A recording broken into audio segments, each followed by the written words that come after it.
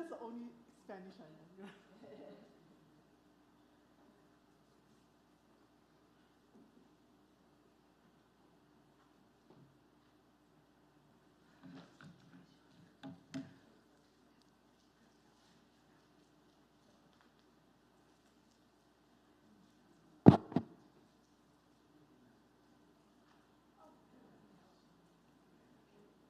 Okay, please come in if you are outside waiting for the forum.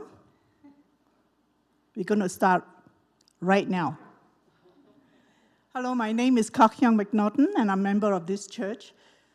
Today, our speaker is Liz May Martineau. Is that how you pronounce it? Martineau? Well, I didn't know this, but Liz has been my neighbor for a while. And before I met her, she walk up with my husband, take evening walks, and walk past her garden, and it looks so beautiful. It's a pollinator garden.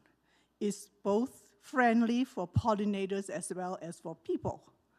And the reason is there's a little free library outside her front yard on the side. And that was the first time I found out about little free library.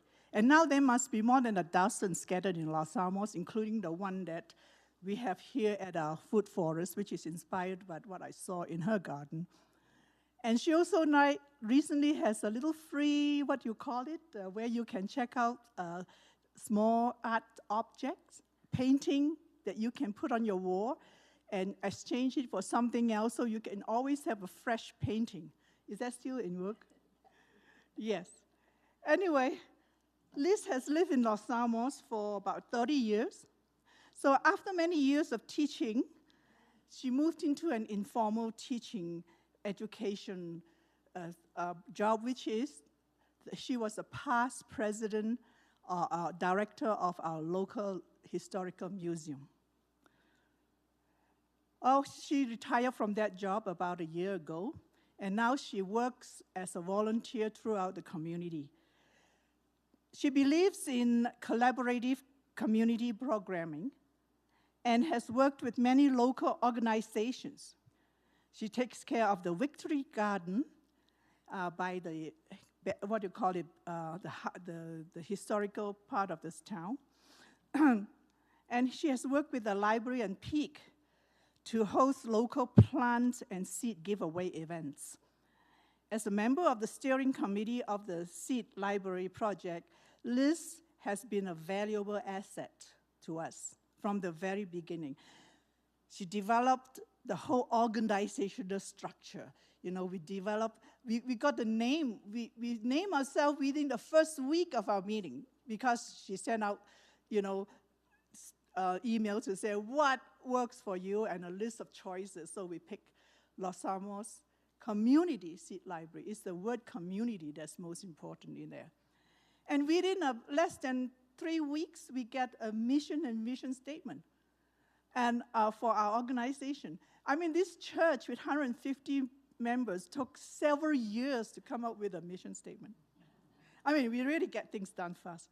And she has given this program to several groups, and she worked with the Boy Scouts and 4-H and Senior Center and helped them with seed saving and teach them how to seed save and package them and get them ready for checking out.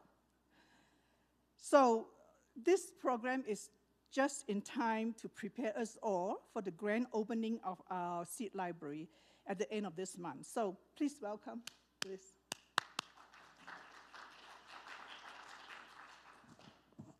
Well, there's a lot of people involved in the Los Alamos Community Seed Library, including Kok Hyung here, so it's definitely a community endeavor. So, welcome to this quick presentation. I am going to talk a little bit about the history of the Los Alamos Community Seed Library, a little bit about what a seed library is meant to do, and then talk a little bit about our plans for the future. So, in terms of history, we have a very long history of gardening here on the Pajarito Plateau.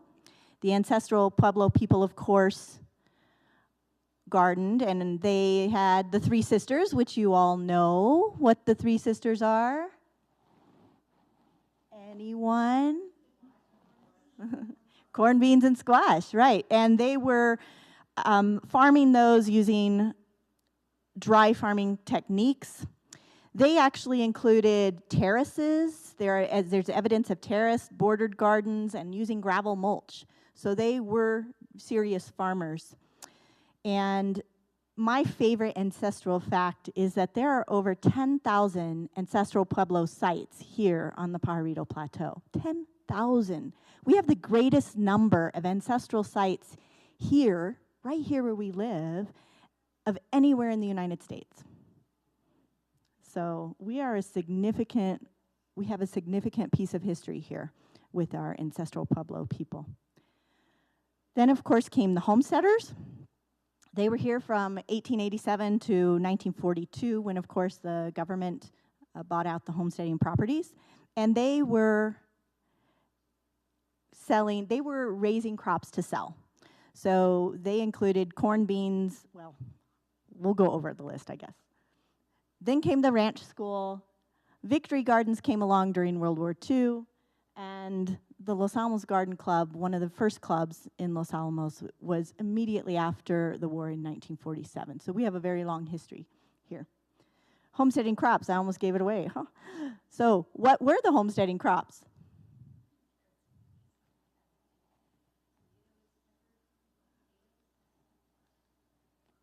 Maybe you named some of these.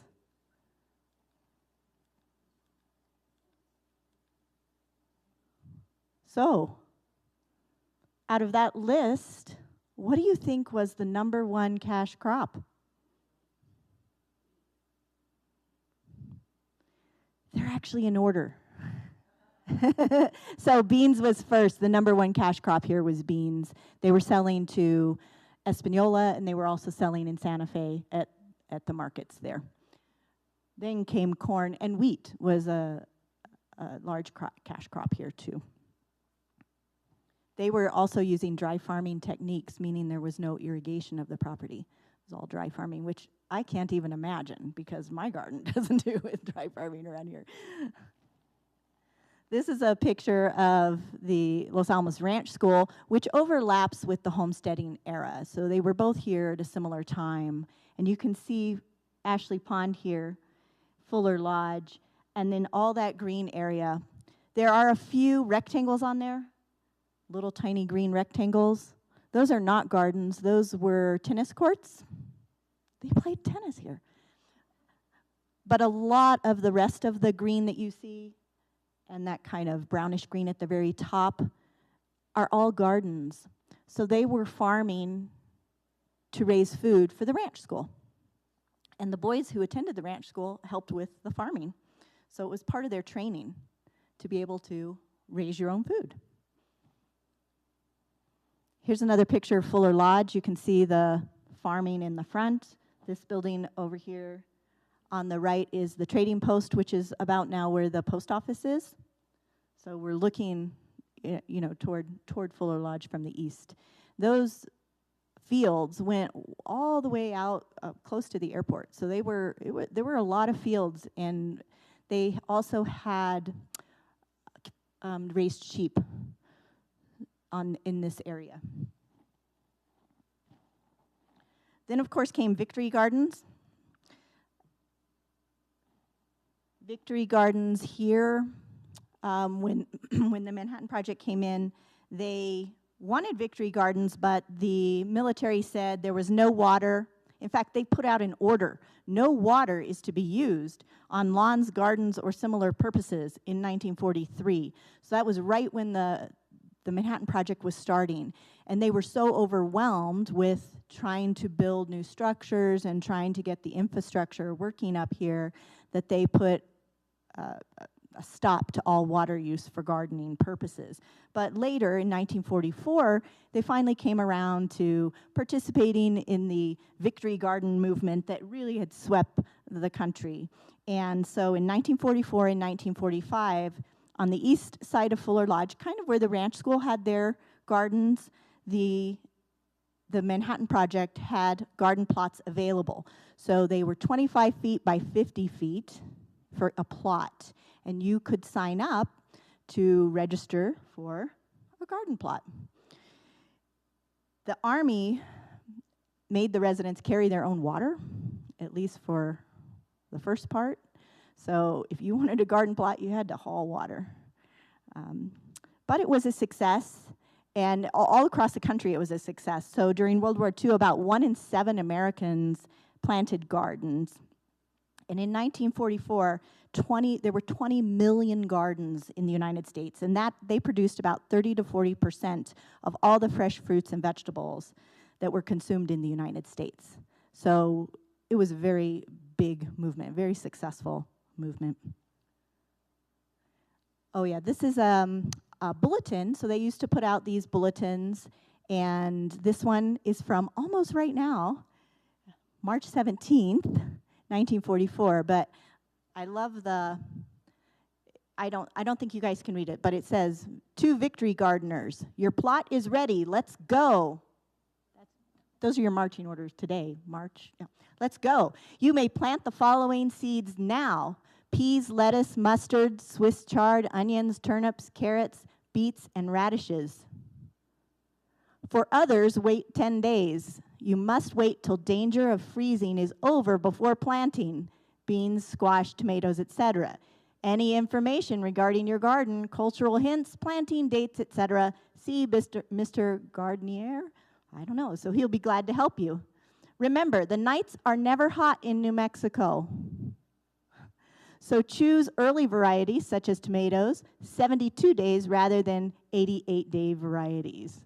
So even then, we're talking about people moving to the Pajarito Plateau who don't have experience gardening here in the high desert, and they're having to learn how to take maybe their garden that they had in Ohio or somewhere else, and how to change that to make it work in New Mexico. So, out of you, how many of you were born here in Los Alamos? Oh, wow. One. Most of us are transplants. Most of us have moved here. And so we have a similar problem, right? So when people move here, and with the lab hiring so many new people today, we still have this problem with people moving here who don't really understand how to garden, what to plant that works well in our area. So the garden club started in 1947, and by 1951 they had 50 members, so it was a very large club. In fact, they became so large they split into the Summit Garden Club and the Los Alamos Garden Club, and both of those are still in existence today in Los Alamos. So what's your earliest memory of gardening? Yes, Susan. You had a victory garden.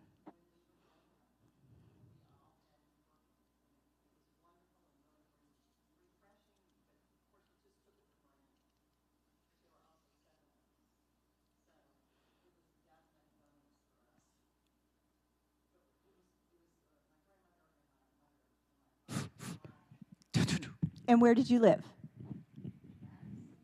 Jackson, Mississippi. Victory Gardens in Jackson, Mississippi.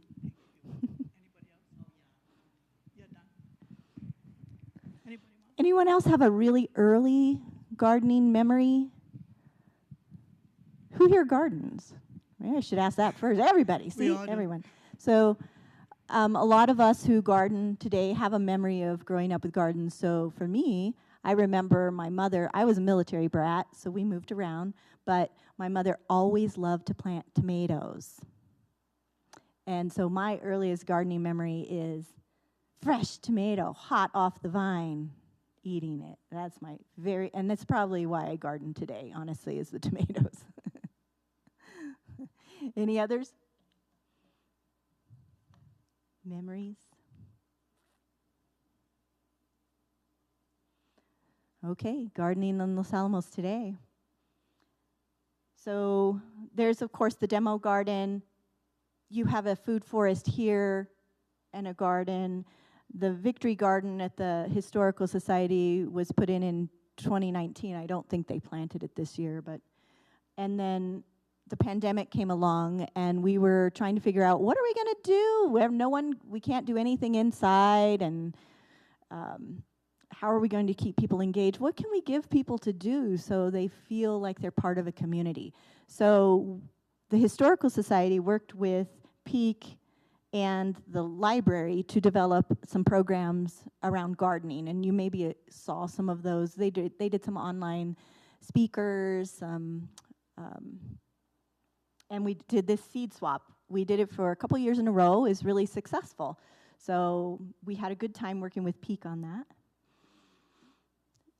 So after all those people got together to do the seed swap, we started talking to each other, and we're like, wow, you know, this is working. Maybe we need a more permanent solution. Maybe we need a place people can go and share seeds. Well, there were a lot of people interested, but they all had different ideas about what that should look like and why they gardened. So if you look around this room and think about, why do you garden? Why do you garden? What is your personal reason for gardening? Yell something out. Tomatoes, I know, right? Yay, tomatoes, that's my thing. It's like the only reason to garden. No, there's lots of reasons to garden, right? It's magical. Just watching it, like, oh my goodness, it grew. A mad scientist, yeah. Mindfulness, things you can't get in the grocery store. Right? All of you have these reasons, different reasons for gardening. Well, so did our committee. Our committee got together, and everyone had their own reasons that they wanted to start a seed library. And these are some of the reasons that on the committee that we had for starting a seed library. So people always laugh at save money, because if you're a gardener, well, maybe not. Right, exactly. It is true that seeds are cheaper than seedlings, which I think is what this is referring to. But of course, if you get into gardening, you know that you spend a lot of money for those fresh tomatoes. But preserving genetic diversity, a lot of varieties that are in seed catalogs are different than what grows locally. So having a hand in saving some of those locally grown seeds is important.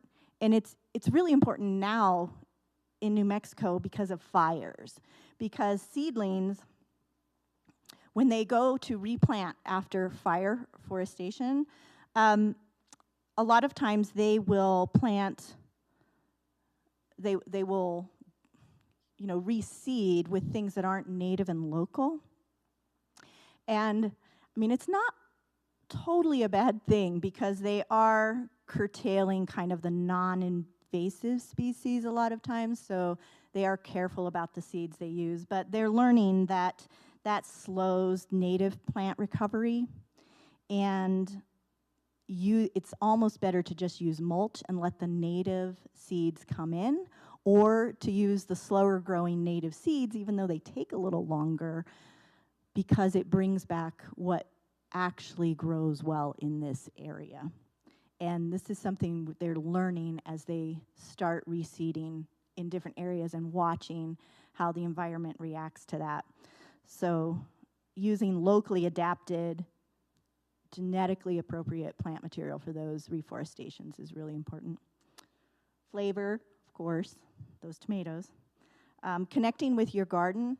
I think what I should add to this list here is really the mental health aspect, because every time I do this presentation, there's someone who says, but I just feel better when I'm working in the garden.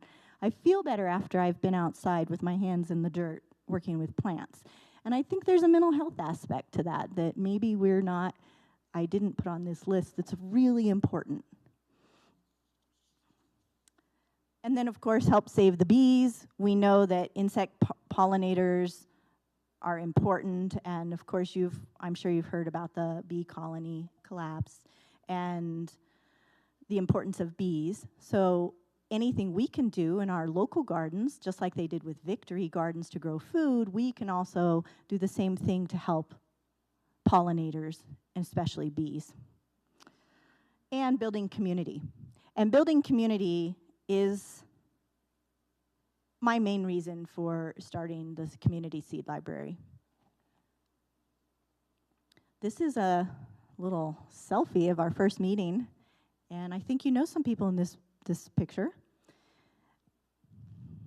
We all got together and decided, yeah, let's start a community seed library. I have to say, it was not all smooth sailing. Anytime you get a group of opinionated people together, you're going to have different ideas of what that should look like. So we formed a few partnerships right away. We knew that if it was really going to work, we had to have some backing from an organization, right? Not just these few community people. So we approached Peak and Los Alamos County Library, and both of them agreed to be partners in the community seed library. And they're very important because they provide some of our supporting infrastructure, especially the county library, because they are providing space to actually house the seeds and to check out the seeds. So this is where we got together for our mission, our guiding principles, the three main things that we as a group were going to focus on.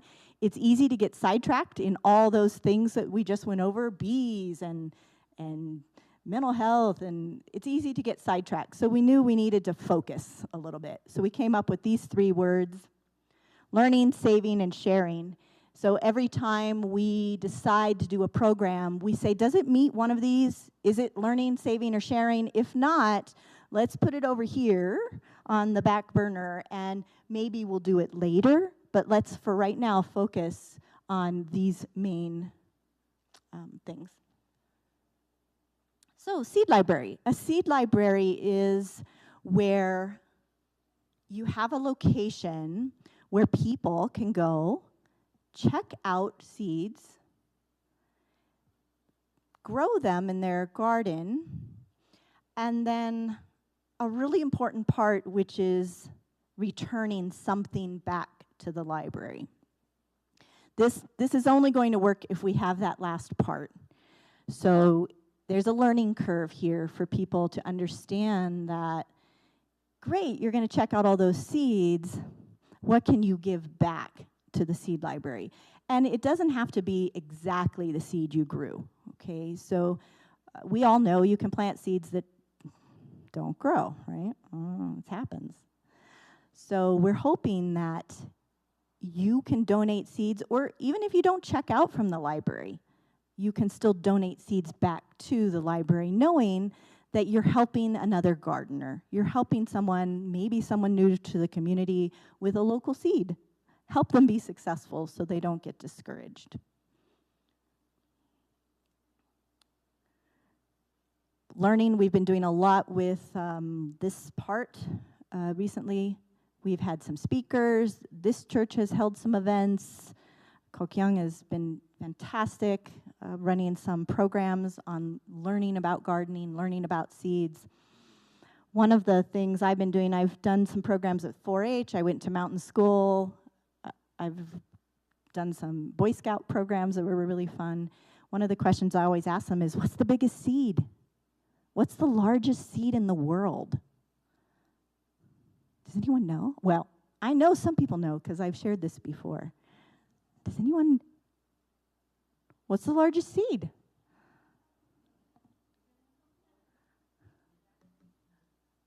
Coconut.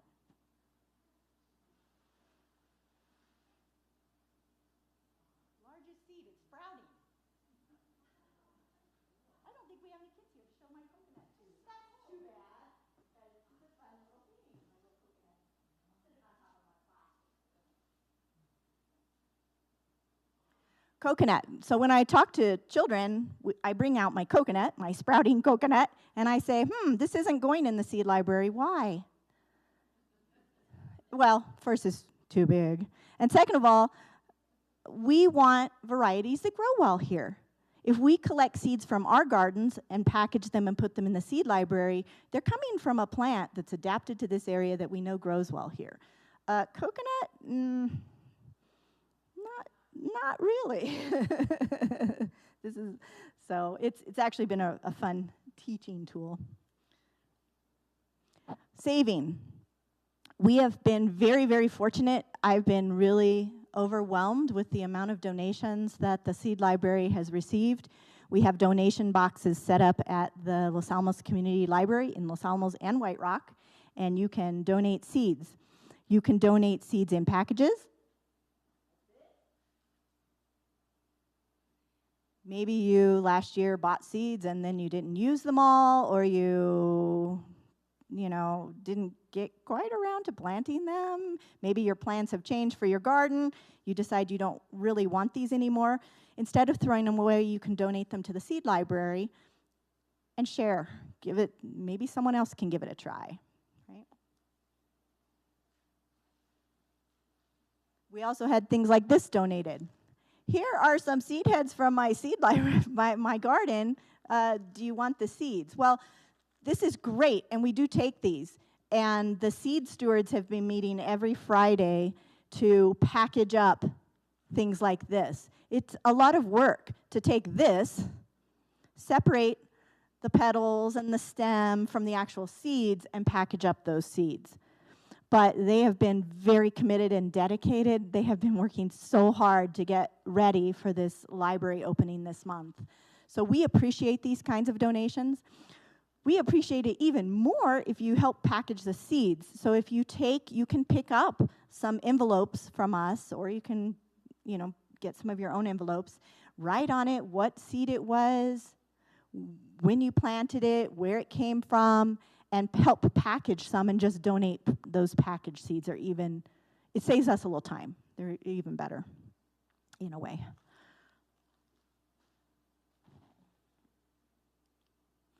And then there's our catalog. I was trying to explain to kids, this is an old card catalog. They're like, cards? What are you talking about?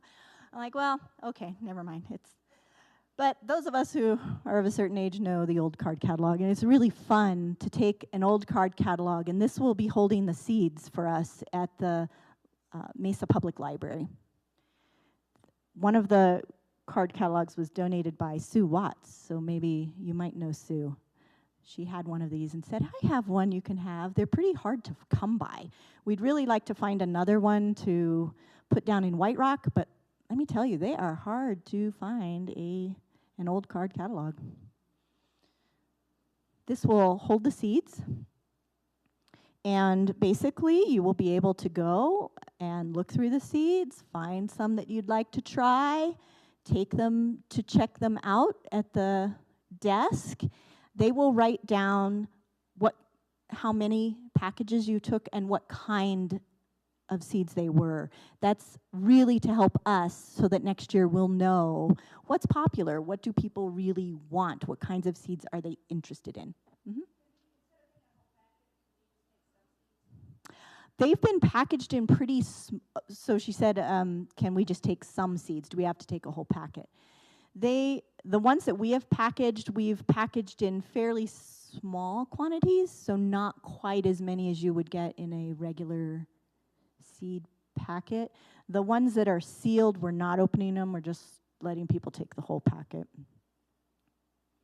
And people are being limited to 5 at a time, so you can check out 5 packages, and then you can come back later another day and you can check out 5 more.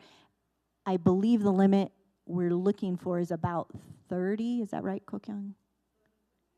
30 per year.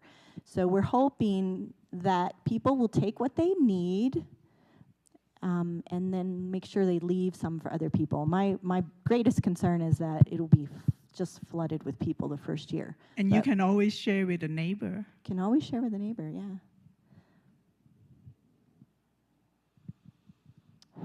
So our future plans, we hope you'll all become seed savers. We'll have the grand opening on March 25th at 2 o'clock in Mesa Public Library. You're welcome to join us for that program. It should be a lot of fun. There'll be seed snacks. There'll be a ribbon cutting, and we're going to give out 10 golden tickets. Those are the 10 people who will be the first to check out seeds from the seed library. We don't want 200 people or, trying to check out seeds the first day. So we're going to start with the 10 golden ticket winners will be allowed to check out the first day. But then after this, after the 25th, it will be open during regular library business hours for you to go and check out.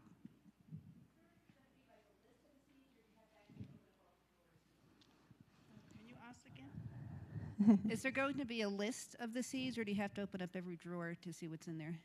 For right now, you're going to have to look in the drawers. We do have things we're looking at for the future, possibly having a binder with a little more information about the kinds of seeds. This year, we have so many seeds, and we have from so many different sources that we're finding that a little difficult. So we've just been very lucky. We've been really blessed with the number of donations. It's very overwhelming. I think people want to share with other people. There's some satisfaction, I think, in knowing you are making a difference. Even if you may not grow this seed, you can give it and someone else can try to grow it. So we've had so many donations. In fact, we're starting to fill that today, or is our day we're going to fill the cabinet. So for one of your far future plans, I wouldn't expect that to be anytime soon. Would you foresee cuttings and clippings of plants as something that could be a part of this? We've talked about that. We've talked about seedlings. We've talked about, what about trees? Of course, because, fire and trees. And we have talked about that. That's a little different than seeds. So it could certainly grow to include that someday. Right now, it's just seeds. But you can come to the community plant swap. Yep, there's Mother's Day's weekend, and we do have cuttings and plants to swap, and trees too. The plant swap is Mother's Day weekend, right? Mother's Day's weekend on Saturday, right here outside. May 13, yeah. We want to grow the seed stewards part of the program. Those are the people who are helping to gather the seeds. So even if you do not check anything out of the library, you can still donate to the seeds part to become a seed steward.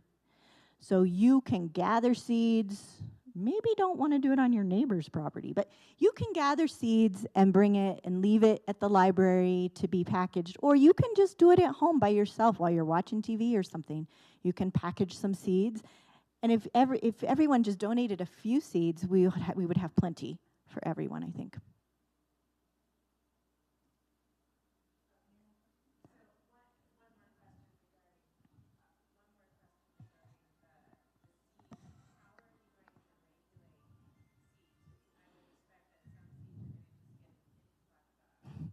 Marigolds, yeah. Marigold, we have many, many marigold seeds. And we've had Mountain School, or no, it was Chamisa School donated, oh my goodness, just lots of seeds that the kids gathered. And I think that's really valuable, even if we don't use all of those seeds. It was valuable for the kids to gather the seeds and donate them to the library, even if we don't use all those marigold seeds. Like that, to me, starting kids early to understand the importance of sharing and community and helping each other far outweighs the use of all those seeds. So some of the seeds, like there were some flower seeds, wildflower seeds. We have done some events. Kokyung has done some where people can bring their own containers and take home some if we have a lot of seeds like that. We have done a few programs.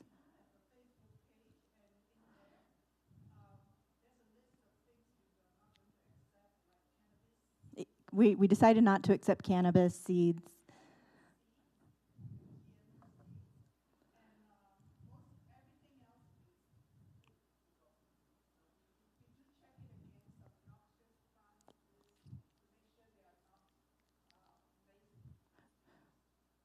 We do check against some invasive species lists and exclude those.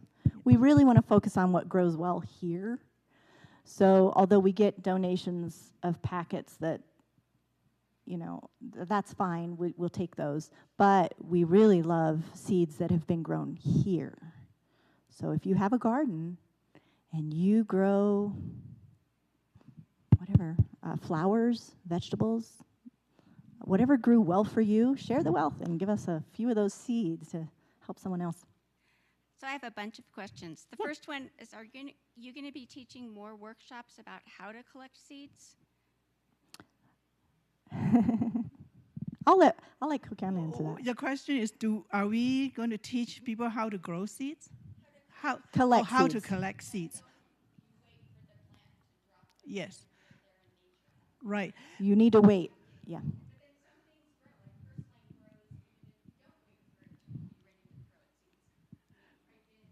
Have any kind of workshops about how to collect seeds that are likely to work?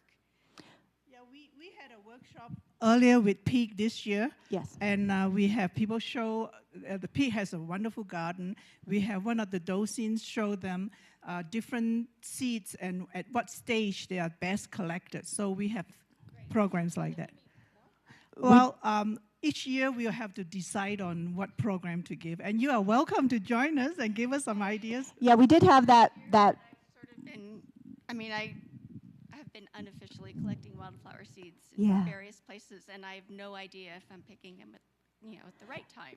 So that was a great event that we did with Peak, because we talked about, there are different kinds of seeds. So tomato seeds, you have to treat in a certain way if you're going to save them, versus sunflower seeds or so wet seeds, pumpkin seeds, dry seeds.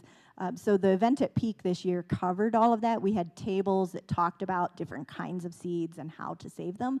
I suspect, although we haven't planned that far ahead, but I suspect we'll do something similar again next year. It was pretty successful, and it was great to talk to people who say, tomatoes, I love tomatoes, but how do I save seeds from that? They're wet, and yeah.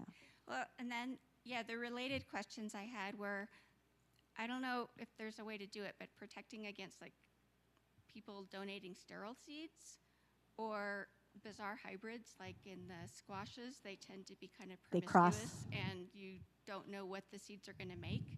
Yes. Is it going to be an adventure type thing, or are you going to have some way of handling that?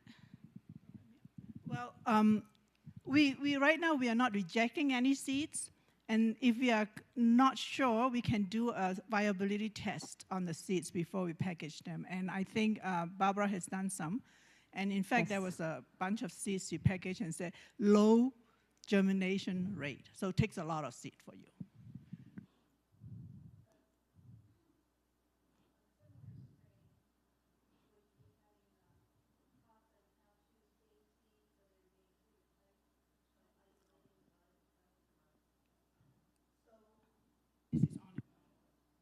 So we answer some of the questions. For example, tomato seeds are always pure because they're self-pollinating. In order to cross-pollinate, you have to do something very special in the lab in order to get a different variety of tomatoes.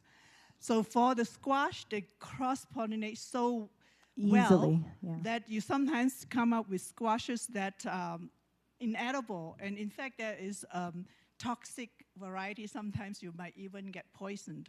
So in order to make sure that your seeds from that particular squash is true to itself, you will isolate the flower, the first female flower that is going to grow into a fruit, and you will take the male flower from the same plant and hand pollinate it. That will make sure you'll get the same, you isolate it before it even opens. Put a organza bag or something over the seed, And usually the male flowers come before the female flowers. So what I do is when the male flower blooms, I take a Q-tip and collect the pollen and put it in a test tube in my fridge. And when the female flower opens, I pollinate it with the same. That way you'll get. I think more squash are one of the most difficult in terms of cross-pollination. Yeah, they do cross-pollinate freely, you know. Yeah. Any other question for our speaker? I think that's about it. Oh, future plans. This is a picture of our garden bed. The library has agreed to install 3 large planters right there by the front door. They're redoing the area there by the front door. Oh, it needs to be redone anyway. So they're going to be putting in 3 large planters. We're hoping to grow some plants in there to show people, you know, a little bit about what it might look like, what kinds of plants they are, and talk about how to collect seeds. So this is in the works. So of course, these are ways you can help.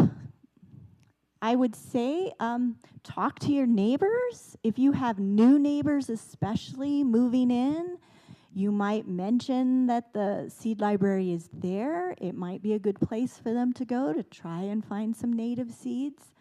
You could join the Facebook page where we talk a little bit about some of the native seeds, and we advertise some of the programs about how to save seeds, how to grow seeds.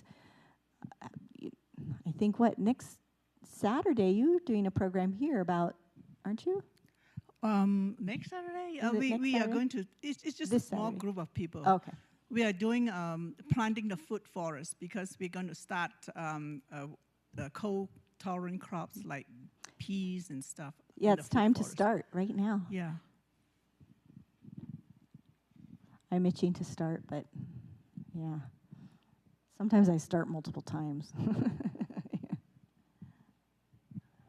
Any other questions? Yeah.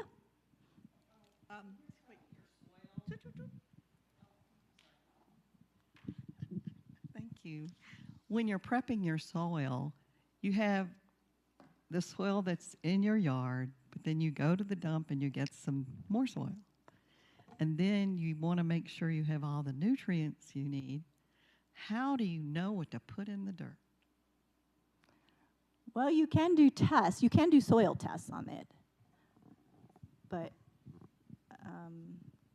Kokyung, do you have any? Well, I think compost is the most. It Best. provides everything across the spectrum.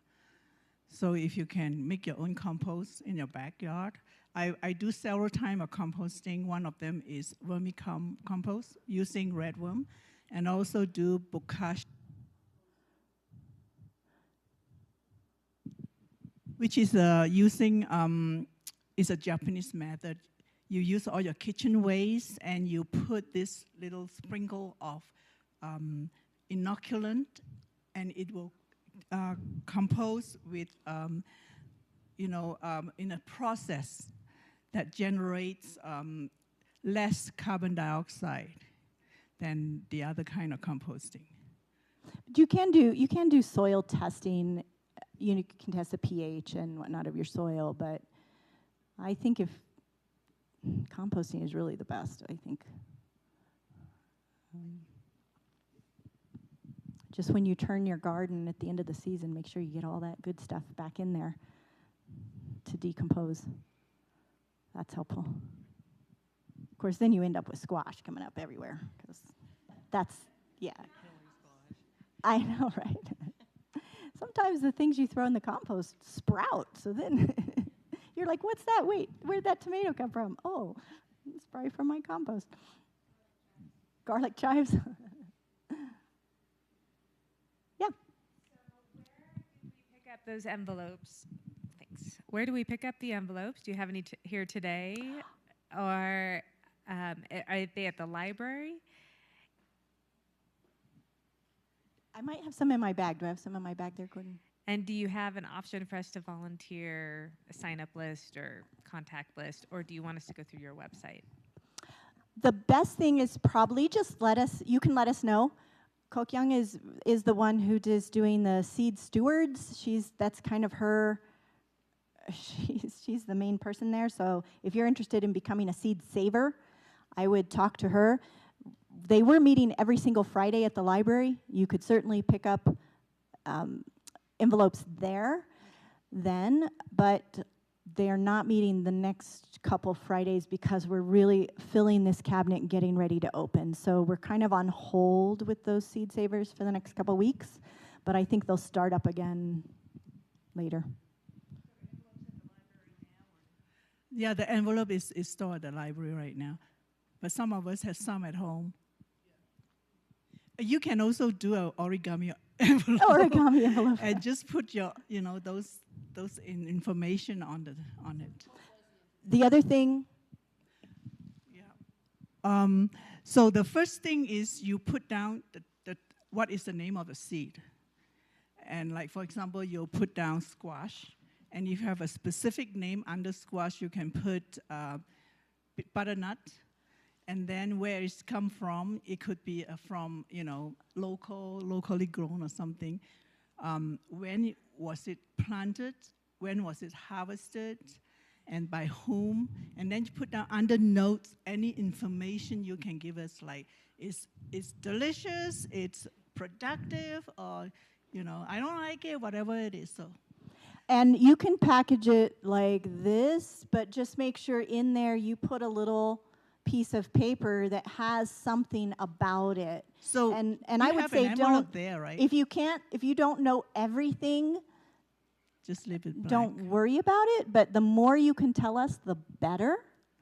So you can put it in a bag like this with your seeds, with the information. That's really helpful. We can take that envelope and you can take a picture of it on your cell phone. And then do we drop off seeds just at the front desk of the library?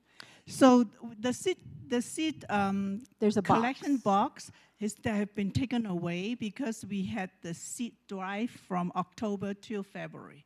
And then we stopped the seed drive for now. But if you hand it to any librarian at the front desk, they will know what to do with it. Yes, they're learning. They're learning. Oh, seeds, that's a whole new different thing.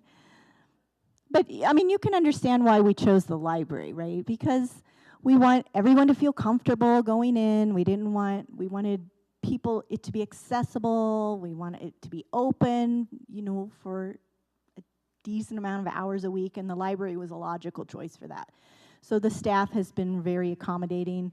They're having to learn some new things about seeds. We're having to learn new things about seed storage and keeping seeds cool and dry, and we are in a learning process too. So we're all learning together, but I'm really excited. It's actually going to open, and we'll see how it goes from here. We know that we're going to have to evolve, right? So we know that there are going to be things that don't work. We may have to change. There may be other things we want to try, like those seedlings. So we know that we're going to have to evolve. That's part of the process. Anytime you start a new business or an organization, if you're not willing to do that, then you're not going to be relevant. So we know that that's an important thing. Right now we say 5 seeds, 5 packages, 30 is the limit for the year, but that may have to change depending on how many people check out seeds and how many donations we have. So we know that we are going to have to really keep some good data in order to make those changes. So be patient with us as we get up and running. And we are happy if you have ideas or suggestions or say, Liz, this does not work. Don't do it like that. Let us know, because we want it to be successful, and we will make the changes that are necessary in order for that to happen. So we welcome your comments, your ideas, your suggestions. Sorry, I have one more question. Yeah.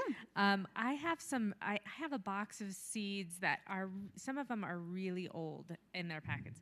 What's your policy on accepting, 5-year-old packets of seeds? So we know that there are seeds that can sprout from, that have been around for 1,000 years, right? So it is possible, but best practices say that those seeds should be no less, no more than 4 years old. But we know that there are varieties that can be much older and still be viable. So right now, we are accepting all seeds, mainly because we don't know how many we are going to need for this first year. After this, I think we'll be a little more selective, probably.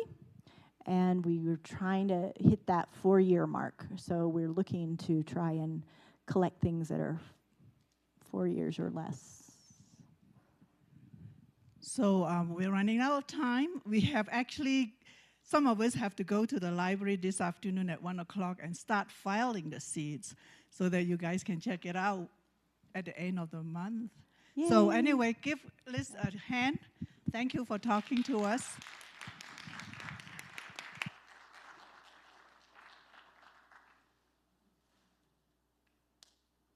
Yeah, join us.